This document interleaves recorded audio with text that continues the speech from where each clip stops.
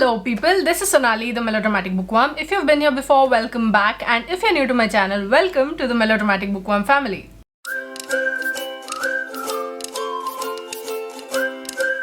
I'm here today with some more book recommendations for you. Someone asked in the comment section of one of my videos to do a video where I talk about some underrated or lesser known books, and that's exactly what I am doing in this video. I don't see these books a lot everywhere. I mean, I've seen them here and there, and some of them I have not at all.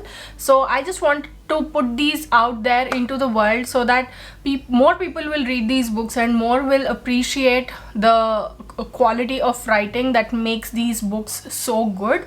Some of these don't get the love on BookTube and Bookstagram, the visual media that I see, and even on Goodreads there are not many ratings that they have, while the others are by well-known authors, but these books are not as well known as their authors. I haven't seen people talk about these books, so I thought, why not push these forward? So without any further ado, let's dive right into this video and let me share with you the 10 underrated or lesser known books that you should definitely pick up. Give these a try. They are amazing stories. A quick reminder that if you'd like to buy any of the books mentioned in this video, then please use my Amazon affiliate links in the description box below. It would be of immense help to me. Also, if you like my content and would like to support me monetarily also in exchange for some bonus content that I put up in addition to this regular content, then please go ahead, become a channel member. The link is in the description box below. I have also put up a video explaining what the levels are and all of that. If you'd like to go check that out, I'll leave the link here as well as in the description box below.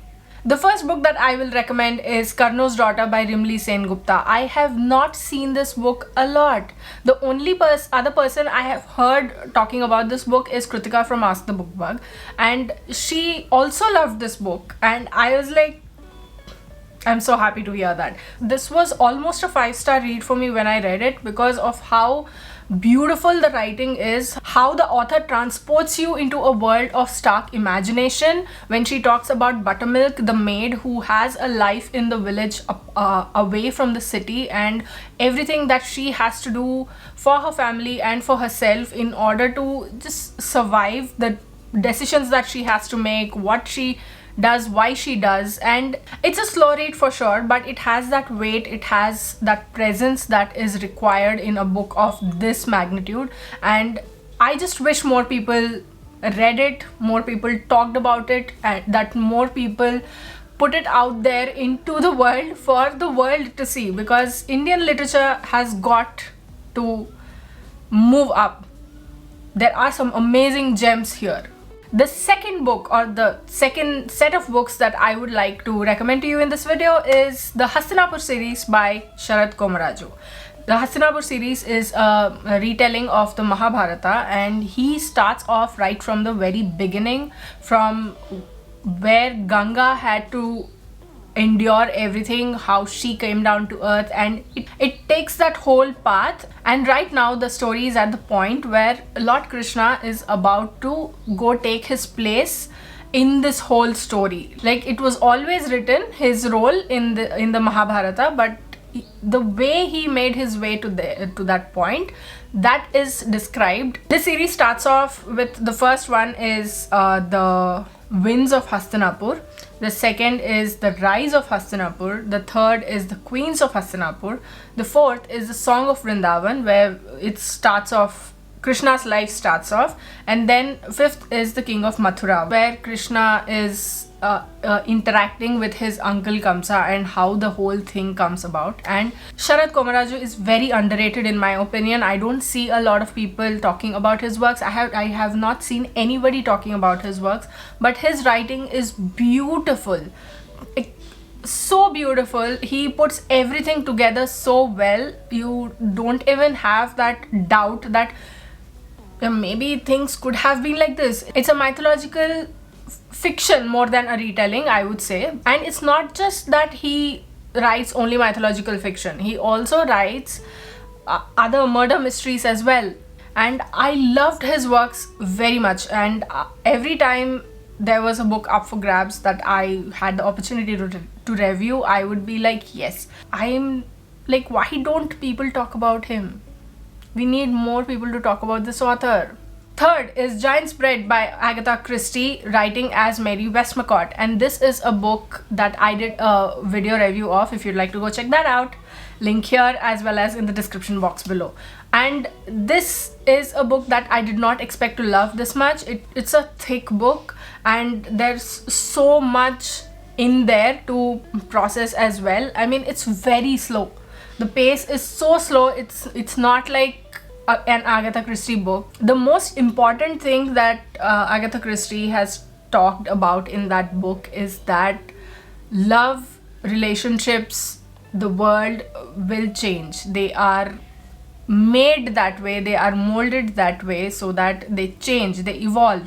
They might become better, they might become worse, can't say, but things will happen. Your individuality will be tested, but you just have to keep working through it all.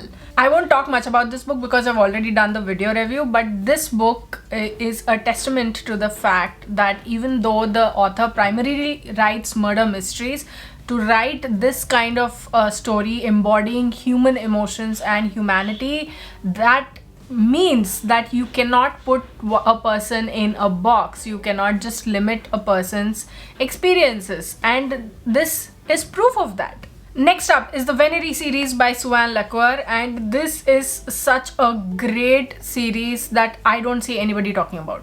There is absolutely no one that I've seen that knows about this book. This is such a great series to get into if you're looking for a contemporary kind of fiction, which includes elements of historical fiction also in that. There are 3 books so far that I know of. There's also one more novella, I think. I'm not really sure about that, but I've read 3 books. The first one is An Exaltation of Larks.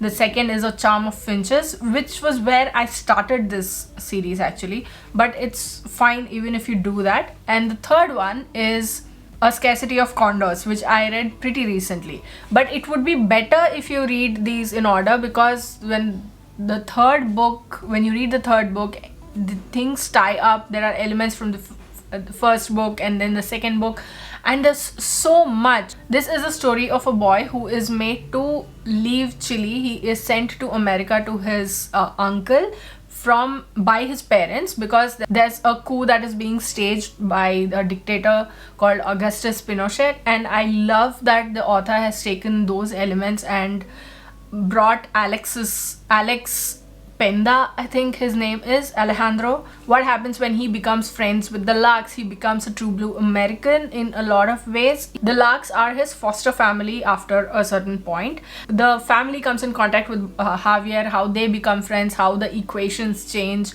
how all of them find love in different ways, and the way they find love is also so beautiful. And Suan Lacquer's writing is witty, it's sarcastic in a few places, and it just makes you too emotional. For the third book, it was 3 in the morning when I realized what was happening in the book, and I started crying. I went and posted a story saying that, Suan Lacquer, how can you do this? How dare you make me feel things? And in hindsight, that was probably not a good thing to do, but she was kind enough and she was like.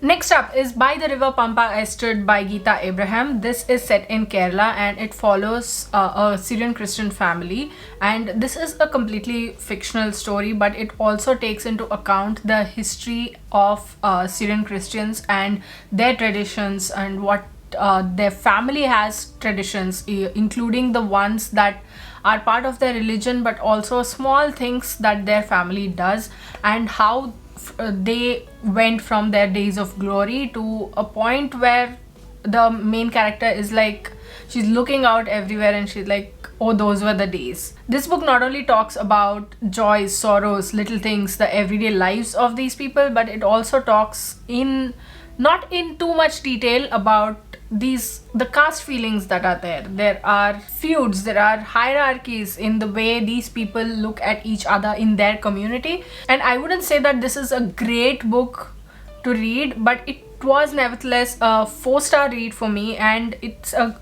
good book to get you through. And I feel that given the topic that this book talks about, I think more people should definitely read this book. So please go check it out. Next up is Demons in My Mind by Ashish Gupta, and this is the story of, it's a very complicated story, it feels like, because there are so many elements to it, there are so many parallel tracks. It feels like when you're reading the book, it talks about mental health in a lot of ways, which obviously the title itself tells you that it talks about mental health. And Ashish Gupta has done a great job in crafting this book, in talking about it in metaphors and euphemisms, and in a lot of ways that it will take you some time to understand, but it will also hit you very hard. So please be careful when you read this book. Trigger warnings: depression. I think there's also suicidal ideation in this book. So please be very careful when you read this, but please do try to pick it up if you think you can handle it, if you are okay with it. So this is important, and I did see quite a few people talking about this way back when, but it was just in a small community. It was not widespread. Like, it feels like people have forgotten about this book, whoever have spoken about it, and I don't think I even follow them. But now I think more people need to read this book because it's so relevant also in a lot of ways. I mean, not in particularly in the situation that we are in right now, but it is, and I feel like a lot of people will benefit from reading this book as well. Next is a book called Umath, which was originally written in Sri Lankan Tamil by Sharmila Saeed and translated into English by Geeta Subramanian. This is the story of 3 women, Yoga Lakshmi, Thawakkul and Thaivanai. Yoga Lakshmi and Thaivanai are former Tamil tigers who fought for a separate Tamil state, while Thawakkul is a social worker who works to rehabilitate women who are affected by war. The story of how these 3 women's lives intersect, it forms this entire story, and the way that the author has put in everything in here, the pain, the grief, the heartbreak, it will stun you, it will even disgust you at some places, the levels to which people could fall even for a cause that they believe in so much. And I was surprised when I read this book. I mean, it's not fair on the author or on the translator, but I was actually surprised to find how much I was loving this book, how much I wanted more people to read it, and how the fight for a separate Tamil state degenerated into ethnic cleansing. It disgusted me to no end. And you know what? The fight between the LTTE and the Sri Lankan army is a local one. It is there in that particular country, but misogyny is worldwide, it's global, right? And to see misogyny in that context, it just angered me even more. The translation is not the best, but it has that power. It will tug at your heartstrings because it tells everything in such raw honesty. Next is The Worst Daughter Ever by Aarti V. Raman, and this is a, I wouldn't say cute fluffy read, but it talks about familial connections and familial relations in a way that is both witty as well as deep and heartfelt. This is a story of LJ, who is estranged from her family for something that happened a while ago, about 2 years ago, and the matriarch of the family passes away and she is forced to go to the funeral. Obviously she has to be there, it's her grandmother, and when she is put together with the family that she has been estranged from, and she is stuck there for like 12-13 days for the duration of the rites, it's all she can do to not explode. This is a fast-paced read, and it's one that you will see a lot of nuances emerging at you from every page, because we don't usually pay much heed to how we talk with our family, how our relations are. We're like, yeah, they are family, they're always going to be there, what's there to think about? And when you read this book, you will realize that there are these little things that will resonate with you so much, and that is exactly what will make you glad to have read this book. Next up is Me and White Supremacy by Leila F. Saad, and this is a short book. I listened to this audiobook on Libro FM, so thank you Libro FM for this ALC. This is a guide sort of thing that spans 28 days and is primarily aimed at white readers to help them identify what sort of white privilege they have and the impact of white privilege and white supremacy. It was an eye-opening read even for me, this book, because there's so many things that you don't understand. There are microaggressions, there are certain things that people think that I have black friends, I can't be racist. That's not the way to go about it. And the way Leila F. Saad has put everything in this book, it's simple, it's neat, it's laid out very easily, and I think every white person should read this book. You can read this book even if you're not white, because you can understand the ways in which racism can be directed at you. And I would say that this is a book that everybody must read to find out the simple things that Leila F. Saad puts out that makes so much sense. The last book for this video is I Must Belong Somewhere by Dawn Lanuza. This is a poetry collection. I got this as a NetGalley ARC and I'm so thankful for it. And this poetry collection explores themes of home, of longing, of bullying, of even, I think, racism. I can't recollect correctly, but you know, that need for a person who keeps moving from place to place and they want roots, they want a place to feel like home. This poetry collection is a call to understand that feeling, and I love this book. It's very simple, easy to read. Like, you can finish it in like an hour or so if you sit down and do nothing else. But I would recommend, if you pick this book up, then please savor it, don't rush through it, because every single poem has something in there for you. And even though I feel that quite a few people might have read this by now because it's on NetGalley and all, but I have not seen many people talk about it, which is a shame, because it's such a great collection of poetry. But yes, this is a book that you should definitely check out. It's unfairly underrated, it feels like. So those were all the underrated or lesser known book recommendations that I had for you today. Which of these do you know about? If you have read any of these, did you like any of these? Do you find any of these books interesting? Will you go ahead and check any of these books out? And what did you think of this video? Did you like it? Did you not like it? What kind of videos would you like me to make for you in the future? And if you'd like more bonus content, then let me know in the comments below what kind of bonus content you would like. And for bonus content, you will have to go and become a channel member. Please support me. Please. And if there's anything else you'd like to say, let me know in the comments below. I'd love to hear from you. Another quick reminder, if you'd like to buy any of the books mentioned in this video, I will leave my Amazon affiliate links in the description box below for the books that are available. If you go buy the books through those links, it would be of immense help to me. If you like this video, please like it and share it to spread the word. And if you like my content and would like to see more from me, don't forget to hit subscribe and click on the bell icon beside the subscribe button to get notified as and when I post new videos. Thanks for watching. I'll see you in the next video. Until next time, keep reading, keep watching, and add melodrama to your life.